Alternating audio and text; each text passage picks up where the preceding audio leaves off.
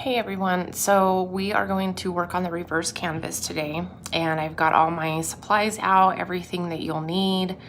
We'll be able to go through and see exactly how this is done. So what we have here is we've got some Danish oil and some wood finish, and you can use either one of those to stain the frame. I've got 3 different kinds of acrylic paint. This is my homemade Mod Podge. This right here is just a cup with a little bit of water in it, and you'll use that to rinse your brushes, and then you'll also use that to thin some of the paint. Paintbrush, other paint brushes, my water bottle. Toothbrush, and I use that to get into the cracks of the frame with the stain. A small flat blade screwdriver and some pliers, and then the paper plate. Right here I have the cutout, the vinyl cutout that will be going on. It's not going to go on this frame, but it's going to go on another one. But just so you guys know how to do it, that's what that's for. Okay, so what we're gonna do first is you're going to have your canvas on the frame. So it's gonna be like this. This is a 16 by 20. It's pretty big. And it's got all the staples in the back. I would recommend a high quality canvas for the reverse canvas. I got these from my mom. She bought them. She's not really a painter, so she's not familiar with canvases, but these are super cheap. I like doing reverse canvases with these because they're really flexible right now. You can see how much it's moving. They're not real tight. The canvas will actually tear if it gets too tight. So I recommend good quality canvas. If you're gonna do a messy canvas, I'll grab one of those here in a minute and show you what kind of canvas you want to use for that. It's not a reverse canvas, but you can do the messy canvas on a reverse canvas. It makes it easier than doing it on this. So once you have your canvas, you're going to grab your little flat blade screwdriver and you're going to pry it underneath all these staples. Most of the time I found they're not in there that good. Grab the pliers and just pull them out. You'll go all the way around, remove all the staples, and then what you're gonna have is you're gonna have your frame, which this is the back side of the frame. I haven't stained it. I'm not gonna stain it, but you can see all the staple holes in it. And then in the front, on this one, there was 2 corners that they had staples in, right here, and then the opposite corner right here. Just pull those staples out. They glue these. Sometimes they're uneven. Sometimes the glue's not holding that good. You can always re-glue it with wood glue, and just clamp it so that it stays nice and tight. Don't stain it until after you have fixed it and it's together really good. So what I did on this one, I used this Watco Danish oil. As long as it says seal on it, it's basically a 3-in-1 or 2-in-1 in most cases. It'll stain it and it'll seal it. You don't have to worry about putting a clear coat on it. You don't have to worry about anything absorbing into it, fingerprints or anything like that. What you do want to do is make sure that you get it on really good. You can use a rag and just dump it on the rag and wipe it on there. What I did yesterday was I had an old toothbrush and I just dipped it in there, and that way you can get into the crevices, especially in here, really good. Otherwise it looks kind of weird. In the past I have used Minwax. It's a 3-in-1. It stains and seals, and it's penetrating, so it does go into the wood. I recommend highly, depending on what kind of wood your frame is, if it's got rough spots, get some sandpaper, or if you have a little palm sand or even a Dremel tool, and sand those so that they're smooth, because the frame's going to be on the outside, so you're going to see it. And if somebody picks it up by the frame and gets a splinter, they're probably not going to be happy. So once you have your canvas removed from the wood frame, this is what you have. And you can see on this one, it did tear a little bit up here. It just kind of pulled apart. The canvas actually came off of the fabric. So cheap canvas, don't do it. So what you're gonna do once you get your frame stained, you're gonna put it somewhere out of the way. And another quick tip, I have a piece of plywood that I put a towel on my dining room table. My dining room table is huge. I put a towel on it and then I put the plywood on top. This gives me a big area to actually do some work and have some room left over.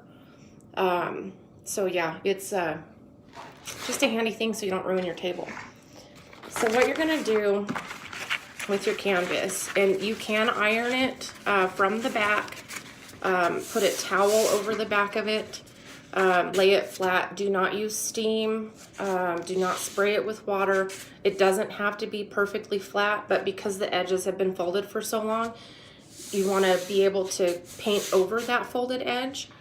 So if you can't get it to lay pretty flat when it's on your surface, you can iron it from the back just to get it somewhat flat.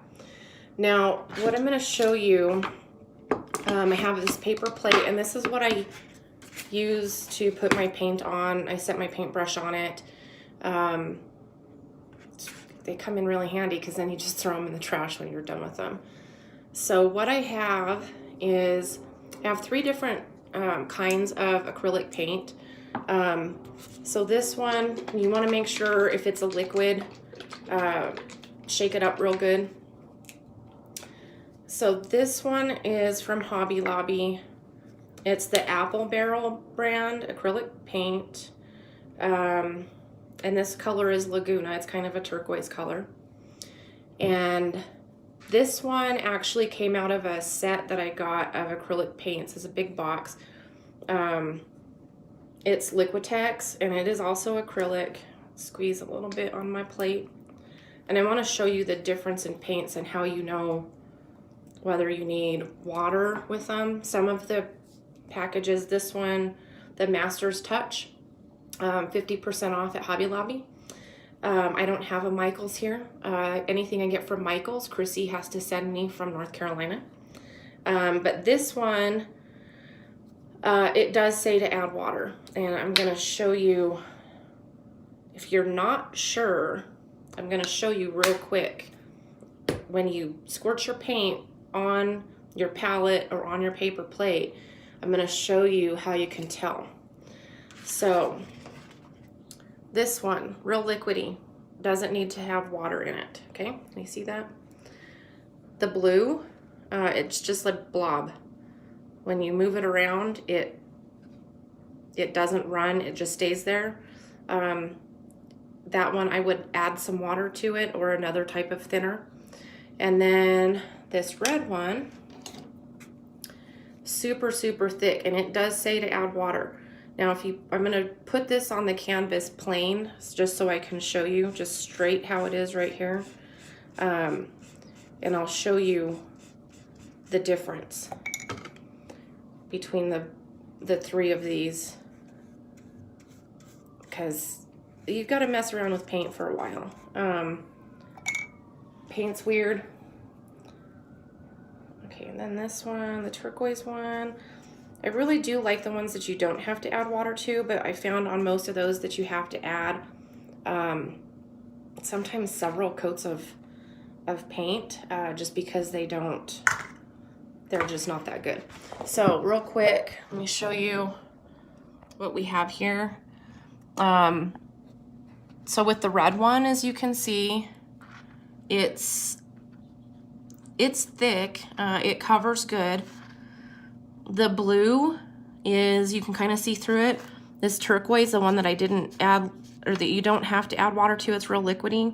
That has really good coverage. You want to do, when you do these, you want to do real thin coats. If you do thick coats, they take longer to dry. The underneath can stay tacky. And then when you're painting over the top of it, or when you go to apply your vinyl, it's gonna peel up. The layers are not adhered to each other real good. So, and one other thing that I've done before, and it depends on the look that you want, I have my homemade Mod Podge, and I'll post the recipe for that in the link to the video. I usually put this on my canvas first. I have not actually done a canvas in a very long time that's had vinyl on it that didn't have Mod Podge on it. I've noticed, and I don't know if it's this recipe, I don't know if it's the paint, I don't know what it is. I'm gonna have to do some experimenting. I have found that the paint on top of this gets a crackle look, which makes it look cool because it makes it look like weathered and a little bit older. So once you paint your canvas, paint it how you want it. You definitely need to make sure that your paint is dry. I always let mine sit at least overnight, at least 12 hours. And then what you're gonna do is, just like with any other vinyl that you're gonna put on a cup, whatever, get your transfer sheet, put that over the top of the design. Do not use strong grip, because this little elephant here would not stick to anything else other than the strong grip. What I do with my transfer tape, I've tried contact paper. I don't know if it's because it's really old or I got a bad batch, but I can't get it to stick to anything. So what I do is, if I have a brand new piece of contact paper or transfer tape, I stick it to my shirt to get it not so sticky. I mean, sticky enough that it's going to pick up the vinyl. I use my scraper and I make sure that it's really, really pressed on there good, and then lift it up. Sometimes it's easier, especially when you have the intricate designs like this, to put the transfer tape on and then scrape it from the back to make sure there's no air bubbles, and then start peeling the backing off of this. And this transfer, or this vinyl, is actually Oracle 651, so it is permanent. So once your canvas has dried, and if you just want a white canvas, you don't have to paint it white. You can just use the Mod Podge, no big deal. Transfer tape, peel it off. You're going to put it down onto your canvas. Use your scraper to make sure that it's really on there good. Use a blow dryer a little bit sometimes if you're having issues, especially if it's a real intricate cut, just to make sure that you're getting everything on there good. And then you take the edge of your contact or your transfer paper and you basically fold it backwards and slowly peel it. I did the gun, if you search for it under my name, I did the gun that had all the words on it about the Second Amendment. That was a pain because the letters were actually kind of small, not super small, but if they were bigger, it would have been easier. Once your vinyl is on your canvas, you're going to take the blow dryer again and blow dry it on hot. Just go over it back and forth real slow for a few minutes. Then what you're going to do is make sure that your letters are all pressed down. You don't have any lumps. If you do have lumps under one of them, sometimes you get a lump in the paint. You don't realize it till you got your vinyl on there. It's not a big deal. You can usually get your little pick and pick it out of there. If it won't come out, don't worry about it. Most people aren't going to notice it. So then what you're going to do is you're going to take your vinyl or your canvas, and you're going to take your frame and you're going to lay it, and I'm going to show you here in just a second. And I use a rotary cutter for this. You can use scissors. You can really use whatever you want. But so on here,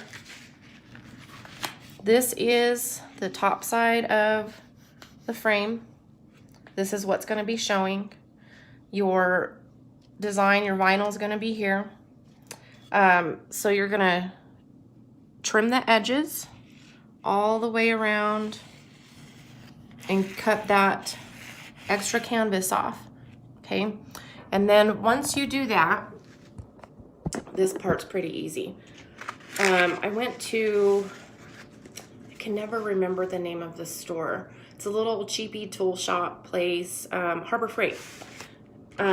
We went there and we found a nail gun for like $5 or $6. It was really cheap.